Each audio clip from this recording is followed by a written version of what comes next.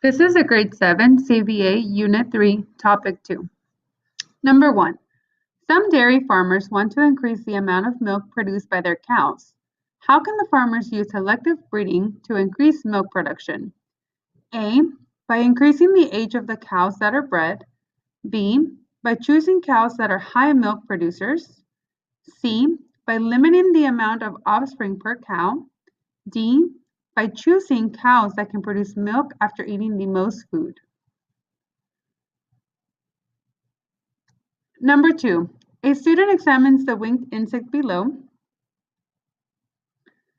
Based on the dichotomous key, in what order should this insect be classified? A. Mantodina. B. Radiphoteria. C. Coleoptera. D. Lepidoptera.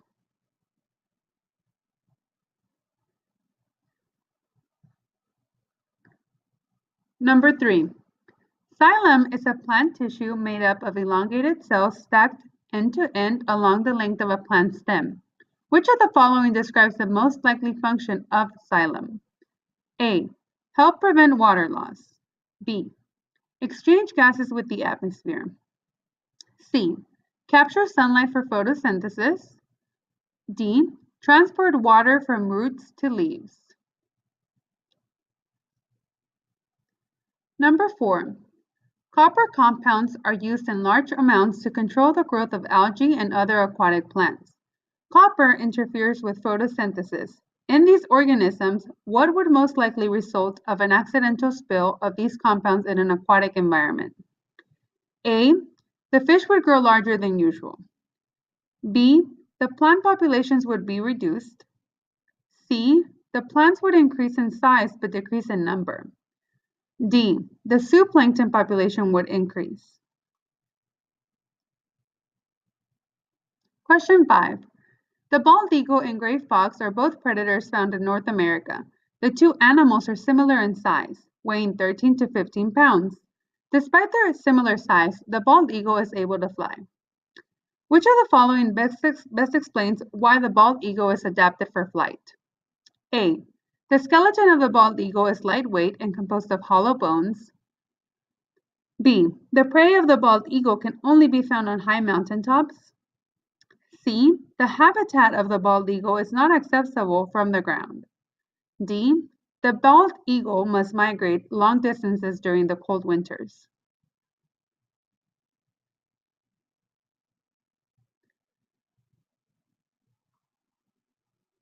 Question 6. When Charles Darwin visited the Galapagos Islands in the 1800s, he observed many types of organisms that were similar but lived on different islands. The 4 species of mockingbirds found on the Galapagos Islands are shown below. Each species lives on a different island. These species are very similar, but the hood mockingbird has a longer beak than the 3 other species. Which of the following best explains this difference? A. The hood mockingbird needs a longer beak for defense against predators. B. The hood mockingbird originated from a different type of bird than the other species. C. The hood mockingbird's longer beak is an adaptation to the food available in the bird's habitat. D. The hood mockingbird's beak stretched to reach its food, and the longer beak was passed down to his offspring.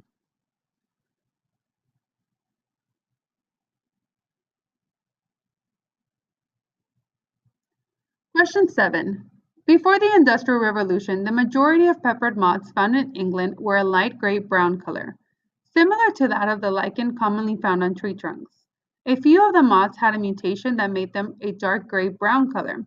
During the Industrial Revolution, coal-burning factories produced black soot that covered the trees and killed the lichen in and near the cities. During this time period, almost all of the moths in England were a gray-brown color, and very few light gray-brown moths were found. Before Industrial Revolution, during Industrial Revolution.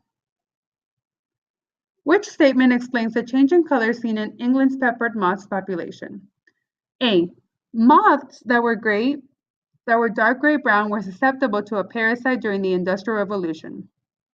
B.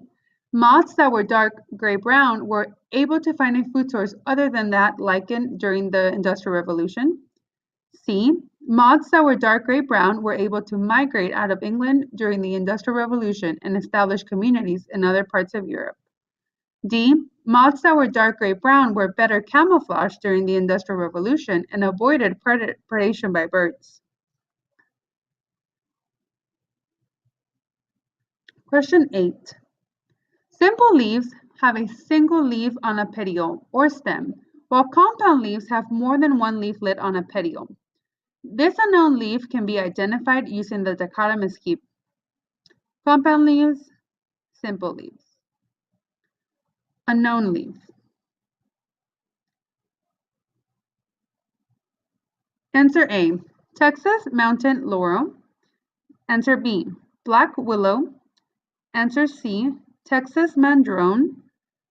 Answer D, lacy oak.